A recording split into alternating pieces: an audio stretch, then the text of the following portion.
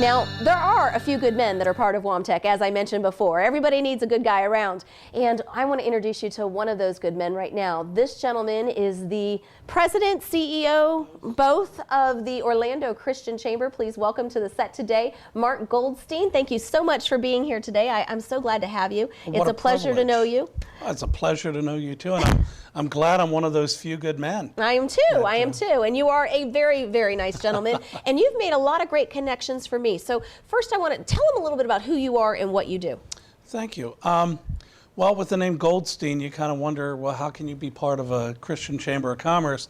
I became a Christian in 1981, cross-trained, and still Jewish, Christian, just kind of one of those anomaly kind of things. Absolutely. But I spent about a decade in the Air Force and then got out.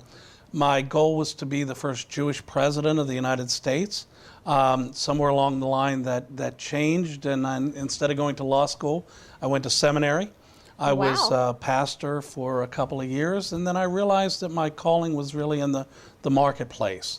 And I was in Christian broadcasting for about 15 years, published a magazine, and as I was sharing with Becky Neiman, our next guest, listening to her fabulous story, her journey, I was sharing with her how I live by the adage that seasons.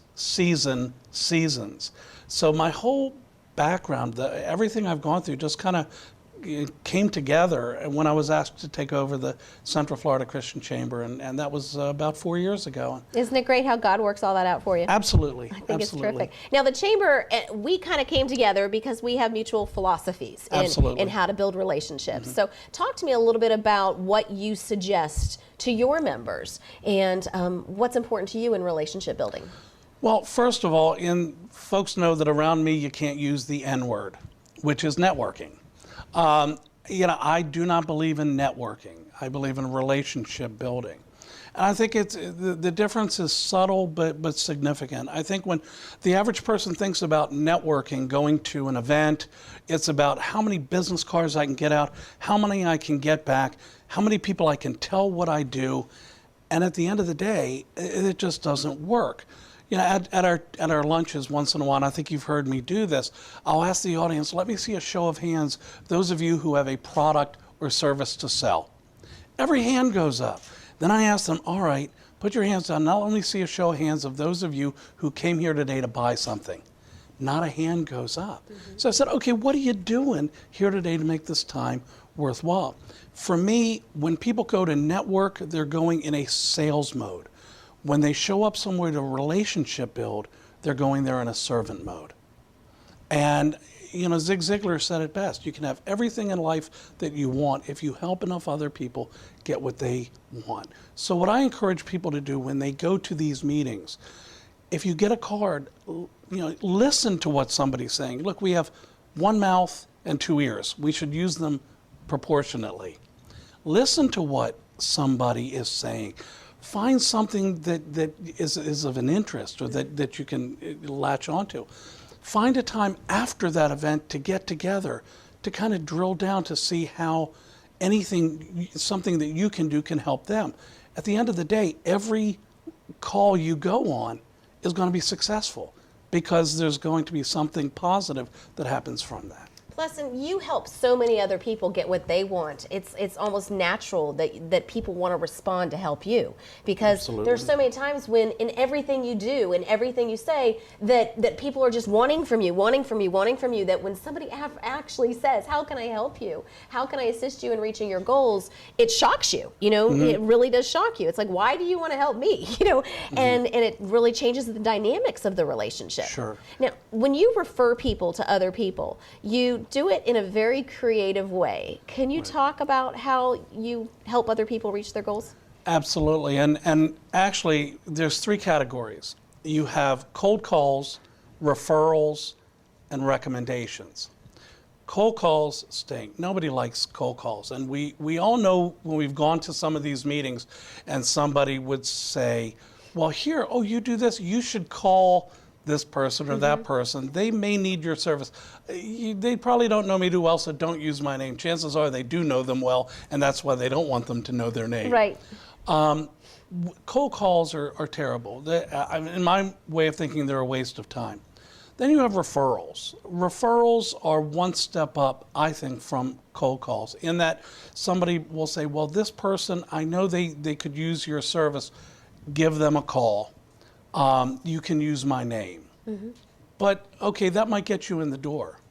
Then you have recommendation. And let's face it, we all love saying, I know a guy, I know a lady. Because if we send somebody that we know is all that and a bag of chips, mm-hmm. they're going to make us look good. Right. And so we love doing recommendations. The problem is we don't do it because we haven't built that time to get to know someone. We haven't developed the relationship to give the recommendation. Absolutely. And we talked about that last month on the show when if you don't know somebody that well, you're not going to be vulnerable with them. You're not going to be honest with them. You're not going to let your guard down and your defense down. So you may not come into Cami Couture, who you're going to meet in just a little bit, and say, try on clothes, because you may not feel comfortable with your body. That's important. You may not tell an attorney that I need to get a divorce because you don't want him to know that you need to get a divorce, or the story of what happened. So then you end up going to somebody you don't know to avoid the embarrassment. Sure. And that defeats the purpose. And Absolutely. You have to break those guards down. Now, you do a lot of one-on-ones. Mm-hmm. You meet at Panera Bread often just to get to know each other, just for the sake of chatting and talking. What is another thing that you would recommend to somebody that's viewing right now to help them build their business and grow their business? Well, and again, I think it comes back to recommending.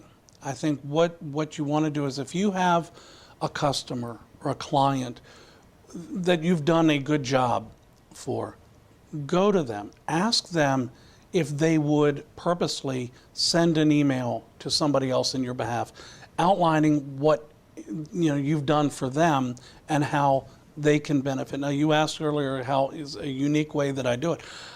I send out a facilitated introduction. You've seen them, where I will do a paragraph on each person and tell a little about each person and why they need to meet each other.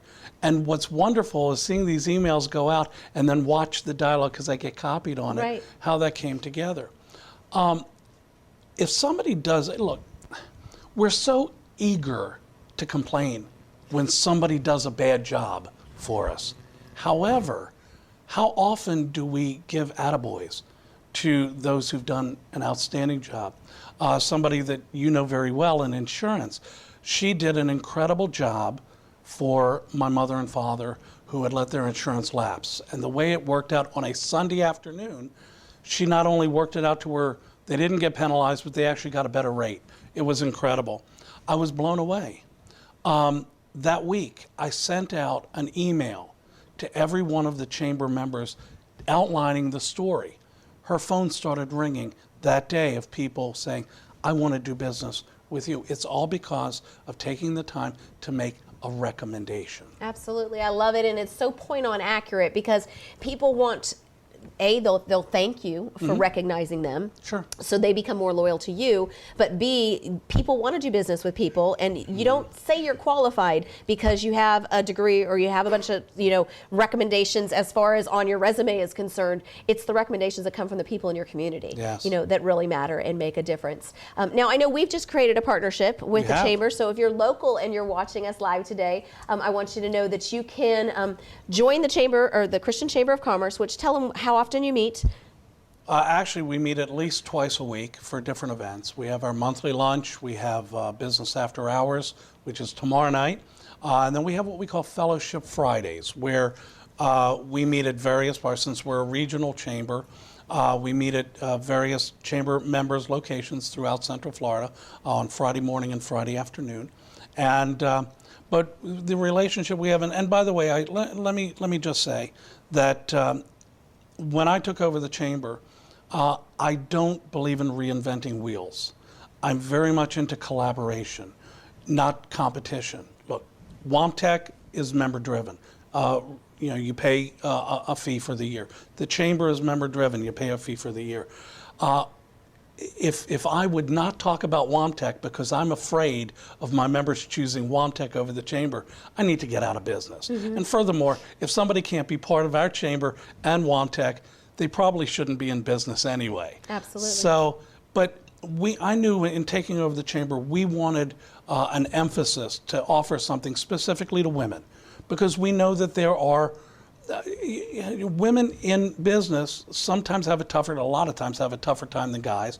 Doors aren't opened as well, but there are things that are unique that an organization that focused on women and a few good men would benefit. Well, I didn't want to start that. I knew WOAMTEC was there, so why not have a relationship? I think the thing that a lot of people in business forget is that collaboration, cooperation, exactly, is better than looking at somebody as competition.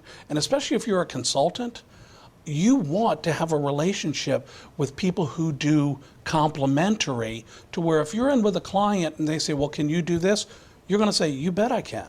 Can you do this? You bet I can. That was a game changer for me. When I learned the importance of having strategic partnerships, when I learned to collaborate with other successful people, and if you're confident in your business, and if you're confident in your life, you're going to know that competition really isn't competition. No. That God's going to place the people in your life for a reason, and you're going to succeed no matter who else is out there, because that starts with confidence. If you don't have that confidence, then maybe you should call Allison and have a chat with her, because she can help you find it. But I think that that's important. Once I started making those strategic connections with other people, they started teaching me things, like you've taught me things that I've opened my eyes, and you start to grow because you're surrounding yourself with people that are smarter, wiser, and more successful than you, and that's the only way to continue to educate yourself and rise to the top. And I got to tell you, you are one of my heroes. Aww. Because I've seen WOAMTEC. I mean, the fact that you've grown the organization to as many chapters in as many states as you have, when a lot of other organizations are folding, is phenomenal. And I've heard you speak, and I can't wait till you speak at the Chamber in June. You're going to be the featured speaker there. I'm already jazzed up. Well, thank you. I'm excited about that too. But to answer your question from before, I went all around. Let me answer it.